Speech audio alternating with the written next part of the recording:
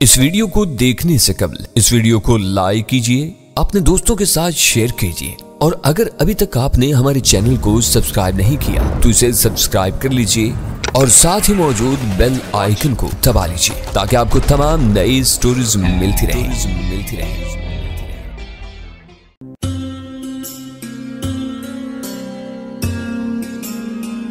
और हर वक्त नए गुल खिलाने के चक्कर में रहते हो। सलमा ने मुझे अपना हम नवा पाया तो कमरे से चली गई। उसे मालूम था कि मैं जहांगीर को लान तान करने का फरीजा ज्यादा बेहतर अंदाज में सरंजाम दे सकता हूँ। साली को जलाने में बड़ा मजा आता है। सलमा के चले जाने के बाद जहांगीर मुझे आंख मार के मुस्कुराया। तुम जरा सी देर मेरा साथ देते तो मैं उसे जला कर राख कर देता। साथ देने की गुंजाइश ही नहीं थी। तुम्हारी हर बात से बदनीयती टपक रही थी। घर के नौकरों के लिए तुमको पुलिस और अक़वाम मुत्तहिदा के कानून याद आ रहे हैं। आइडिया जबरदस्त है। उसने मेरी तरफ झुक कर सरगोशी की।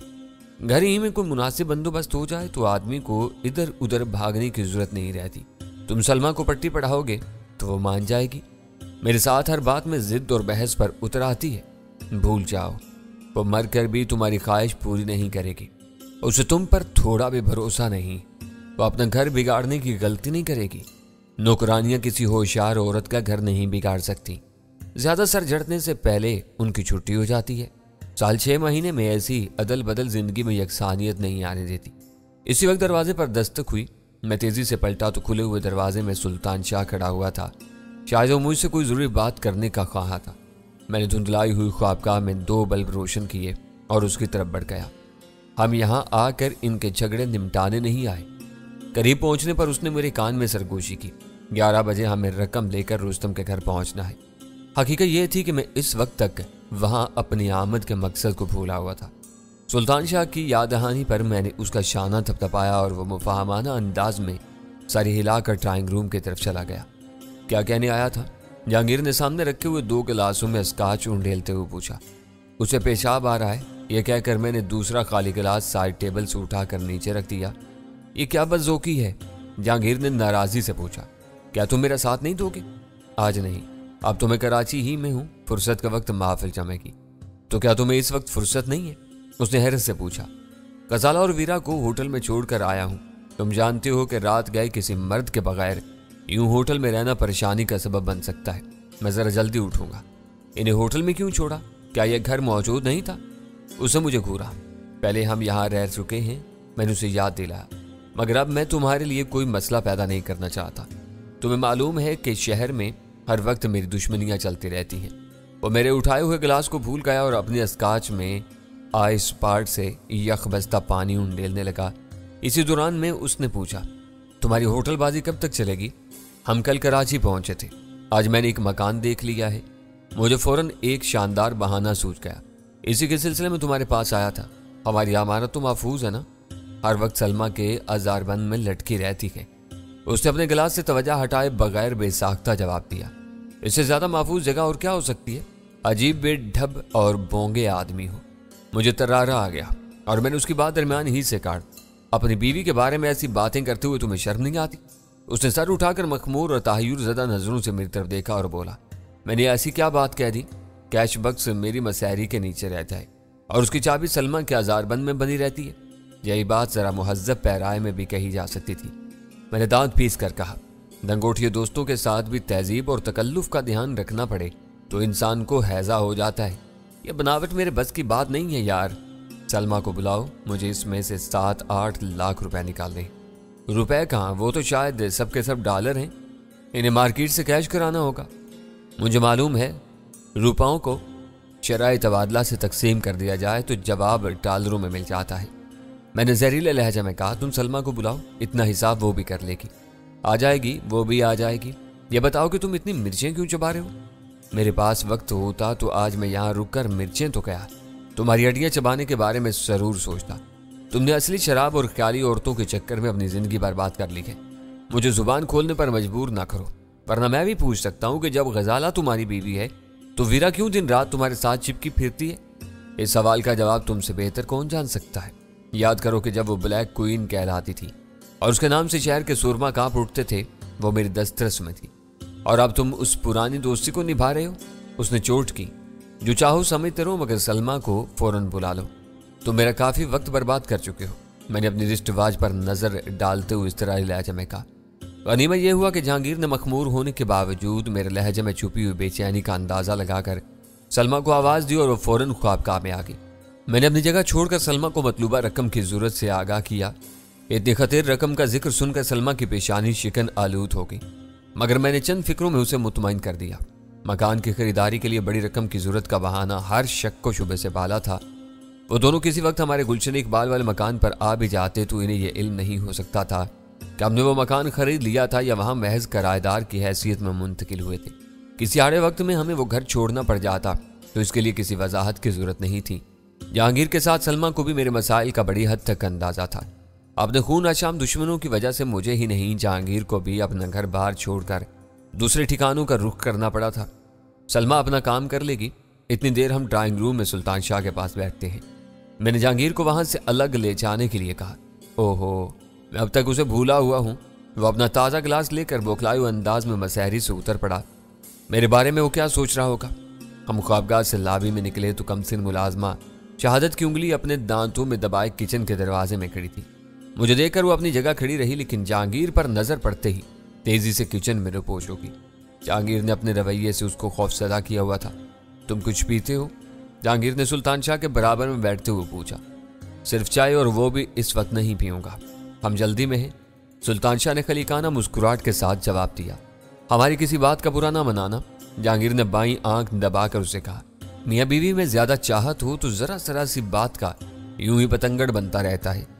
और ये भी याद रखना कि चाहत बहुत ज्यादा हो तो दोनों एक दूसरे का खून पी जाने पर तुले रहते हैं। खुदा जहांगीर और सलमा की मोहब्बत में इतनी कमी कर दे कि ये आपस में लड़ना बंद कर दें।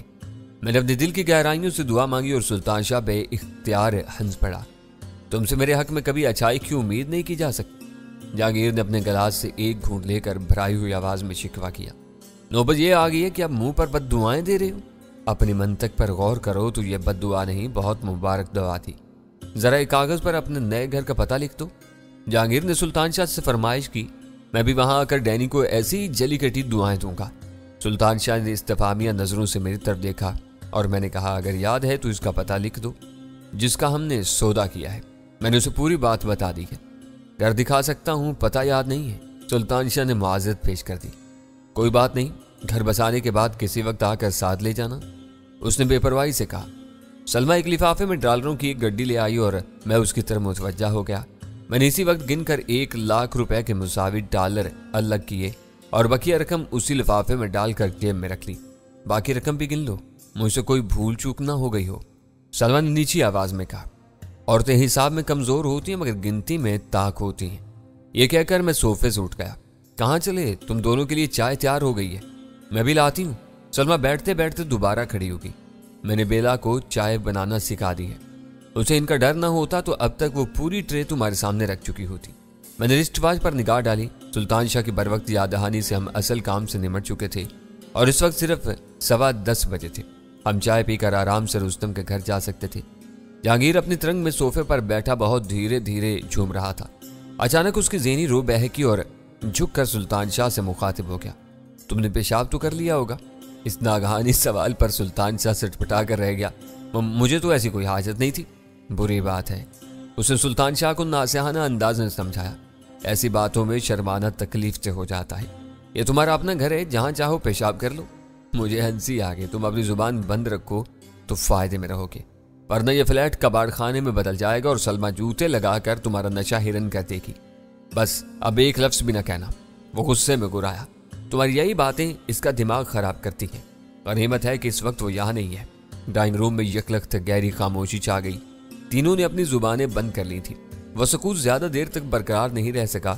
सलमा चाय की ट्रे ले आई। वो भाप उड़ाती हुई चाय के 3 मग लाई थी। चाय के साथ जमे हुए हंटर बीफ और पनीर के पार्चे भी मौजूद थे। जहांगीर की मैनोशी की वजह से घर में इन लवाजिम की मौजूदगी नागुज़िर थी। चाय की खुशबू इश्तिहा अंगेज है। मैंने पनीर का एक पार्चा मुंह में रखकर कहा, मजा आ गया। तुम्हें जाने की जल्दी ना होती तो मैं कुछ और भी बनाती। आज तुमने शराब नोशी में इनका साथ न देकर मेरा दिल खुश कर दिया है। ये कहते हैं कि इन्हें शराब नोशी का आदी तुमने बनाया है। मुझसे टकराने से पहले ये पक्का शराबी था। पहले ये कुप्पी और ठरे पर गुजारा करता था। خوشحالی آنے کے بعد ولایتی شراب پر میں نے اسے ضرور ڈالا تھا۔ سلمہ، جہانگیر نے اپنی بیوی کو للکارا، بے سر و پائے الزام تراشیاں کر کے ہم دونوں کو لڑانے کی کوشش مت کرو۔ میں نے کبھی ڈینی پر کوئی الزام نہیں لگایا۔ شراب نے تمہارے حافظے کا بھی ستیہ ناش کر دیا ہے۔ نشے میں کی ہوئی باتیں تم اکثر بھول جاتے ہو، اور میں تمہاری ساری باتیں ٹیپ کر کے بعد میں تمہیں سنایا کروں گی۔ دیکھو، تمہارے آنے سے یہ ہوتا ہے۔ جہانگیر نے مجھ سے شکوہ کیا، ابھی تم نے صرف چائے کی تعریف کیا اور اس کا دماغ خراب ہونا شروع ہو گیا۔ فکر مت کرو، آئندہ میں آنے میں احتیاط برتوں گا۔ میں نے رکھائی سے جواب دیا۔ جب جی چاہے یہاں آؤ، میں دیکھتی ہوں کہ تمہیں کون روکتا ہے۔ سلمہ شیر ہو کر بولی۔ اسٹیشن 4 کے خشک اور کٹھن ماحول میں مسلسل کئی ہفتے گزارنے کے بعد جہانگیر کے گھر پر ہونے والی نوک جھونک بہت دلچسپ محسوس ہو رہی تھی۔ ذہن فکر بازیوں کے لیے چاقو چوبند تھا، اور گفتگو کے درمیان دل کھول کر ہنسنے کے مواقع بھی میسر آ رہے تھے۔ وہ دور چلتا رہا اور ہم دونوں نے چائے کے مگ خالی کرنے سے پہلے نمکین، گوشت اور پنیر کی پلیٹیں خالی کر دی۔ اس روز وہاں سے اٹھنے کو دل نہیں چاہ رہا تھا، مگر 11:15 بجے ہم کو اٹھنا پڑا۔ میں ہر قیمت پر 11:15 بجے سے پہلے رستم کے گھر پہنچ جانا چاہتا تھا، تاکہ وہ زیادہ انتظار کی کوفت سے محفوظ رہ سکے اور ہمارے مذاکرات خوشگوار فضا میں مکمل ہو سکیں۔ آج تو مزہ ہی آ گیا۔ اول خان کے مہمان بن کر ہم شہری زندگی کے لیے ترس گئے ہیں۔ نیچے جاتے ہوئے سلطان شاہ نے مسرت کا اظہار کیا۔ اس کے سامنے ایسی کوئی احمقانہ بات نہ کہہ دینا، وہ زود رنج آدمی ہے، آزردہ ہو جائے گا۔ یہ کہنے والی نہیں، محسوس کرنے والی بات ہے۔ اس میں اول خان کا کوئی قصور نہیں ہے۔ وہ بہت خلوص سے ہمیں خوش رکھنے کی کوششوں میں لگا رہتا ہے۔ ایس ٹی ایف کے ان کارکنوں کو دیکھو جو گھر والے اور عیالدار ہو کر بھی بے کیف ویرانوں میں پڑے ہیں، اور سال 6 مہینے میں چند روز کے لیے گھر جا کر خوش ہو جاتے ہیں۔ یس، یہ سب اسی قبیلے کے لوگ ہیں جن کے بارے میں شاعر نے کہا ہے، یہ غازی یہ تیرے پراسرار بندے۔ گاڑی میں بیٹھنے تک ہم دونوں کے ذہنوں پر سلمہ کی پرجوش توازے کا سرور چھایا رہا، لیکن سفر کی ابتدا ہوتے ہی میرا ذہن رستم اور اس کے ٹھکانے کی طرف چلا گیا۔ سلطان شاہ بھی خاموش ہو کر کسی گہری سوچ میں گم ہو چکا تھا۔ مجھے رہ رہ کر ایک اندیشہ ستا رہا ہے۔ کلفٹن کے پل پر سلطان شاہ نے سکوت توڑا۔ کہ رستم ہمیں پکڑ کر چوہدان میں بند نہ کر دے؟ میں نے تمسخر سے پوچھا۔ کچھ ایسی ہی بات ہے، ابھی تک ہمیں ملنگ کے بارے میں کچھ پتا نہیں کہ وہ کہاں ہے۔ سلطان شاہ نے اپنے اندیشہ بیان کر ڈالا۔ ایسا نہ ہو کہ وہ بسیرا پہنچا ہوا ہو۔ یہ ذمہ داری اول خان کی ہے۔ تمہیں فکر لاحق کیوں ہو رہی ہے؟ کیوں نہ ہم موبائل فون پر رابطہ کر کے اس سے معلوم کر لیں؟ اس نے مشورہ دیا۔ اسے بھی ہمارا موبائل نمبر معلوم ہے، کوئی گڑبڑ ہوتی تو وہ خود ہی فون کر کے ہمیں ہوشیار کر دیتا۔ اس کی طرف سے خاموشی کا مطلب ہے کہ میدان صاف ہے۔ پھر بھی بات کرنے میں حرج کیا ہے؟ اس نے اصرار کیا۔ ضرور بات کر لو، میں تو کہتا ہوں کہ تمہیں کوئی وہم ہو رہا ہے تو یہیں اتر کر ٹیکسی سے اسٹیشن 4 چلے جاؤ، میں خود ہی رستم سے بات کر لوں گا۔ اگر تم اسی قدر پر اعتماد ہو تو میں تمہارے ساتھ ہوں، اس نے کسی توقف کے بغیر کہا۔ میرے ذہن میں ایک شبہ نے سر ابھارا تھا۔ میرا فرض تھا کہ تمہیں آگاہ کر دوں۔ ہونا وہی ہے جو تم چاہو گے، کیونکہ ہماری 2 نفری جماعت کے سربراہ تم ہی ہو۔ پھر بھی تم اول خان سے بات کر لو، ایسا نہ ہو کہ ملنگ وہاں موجود ہو۔ اول خان کی فرشناسی کے بارے میں میری ہر خوش فہمی انتھری رہ جائے اور تمہیں پھر کبھی اس سے بات کرنے کا موقع نہ مل سکے۔ راستے صاف ہیں، ہم ذرا سی دیر میں وہاں پہنچ جائیں گے، اس مہلت سے فائدہ اٹھا لو۔ سلطان شاہ فوراً کچھ نہیں بولا۔ وہ تذبذب کی حالت میں تھا اور شاید گھٹتی بڑھتی روشنیوں میں میرا چہرہ پڑھنے کی کوشش کر رہا تھا۔ اسے اندازہ نہیں ہو سکا کہ میں نے وہ باتیں سنجیدگی سے کہی تھی یا اس کے خوف پر طنز کیا تھا۔ تم گاڑی بہت تیز چلا رہے ہو، ہمیں ٹھیک 11 بجے وہاں نہیں پہنچنا۔ خاصے توقف کے بعد وہ بولا، ہمارا وقت 11 اور 12 کے درمیان مقرر ہے۔ تم نے اول خان کو فون نہیں کیا؟ میں نے گاڑی کی رفتار قدرے کم کر لی۔ ضرورت نہیں ہے، میں نے یہ دیکھ لیا ہے کہ ہمارا فون آن ہے۔ بقیہ سفر خاموشی اور تناؤ کے عالم میں طے ہوا۔ اس کے اپنے تحفظات تھے، میں اپنے تفکرات کی دنیا میں ڈوبا ہوا تھا۔ 11:07 پر ہماری گاڑی بسیرا کے آہنی پھاٹک کے سامنے موجود تھی۔ آہنی پھاٹک کا ایک در خاموشی سے اندر کھلا۔ میں نے جو ہی گاڑی آگے بڑھائی، بسیرا کا پرشکوہ اور ناقابل فراموش منظر میرے سامنے تھا۔ عمارت کی تمام کھڑکیوں پر پردے پڑے ہوئے تھے جن سے چھن کر روشنی باہر آ رہی تھی۔ پختہ روشوں کے اطراف میں پائپوں پر لگے ہوئے سارے دوریا گولے روشن تھے۔ باغ اور لان کے چیدہ چیدہ مقامات پر اس طرح روشنی کا اہتمام کیا گیا تھا کہ ڈھلتی رات کے گھور اندھیرے میں بسیرا میں بنی ہوئی ننھی سی دنیا بہت خوبصورت اور خوابناک نظر آ رہی تھی۔ بسیرا میں وہ ہماری دوسری آمد تھی۔ گاڑی وہی تھی، چہرے وہی تھے، وقت کا دورانیہ طے شدہ تھا اور یہ باتیں شاید ڈیوٹی پر موجود سارے عملے کو معلوم تھی۔ ہمیں کہیں روکا گیا، نہ ہم سے ہتھیار طلب کیے گئے۔ मैं रुस्तम की बनाई हुई इस जन्नत के नज़ारों से लुत्फ लेता और बहुत हल्की रफ्तार से ड्राइविंग करता हुआ पुख्ते रविश पर आगे बढ़ता रहा।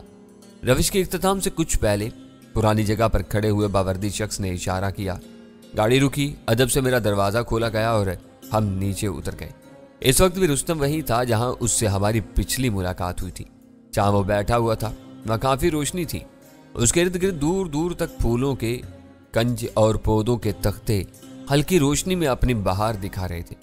हम इन मनाजर से वाज़ेह तौर पर मरऊब थे और अपनी इस कैफियत पर गालिब आने की कोशिश किए बगैर उसके सामने पहुंच गए। उसे मुस्कुराकर हमारा इस्तकबाल किया। उसकी उकाबी नजरें हमारे जिस्मों में उतरी जा रही थी।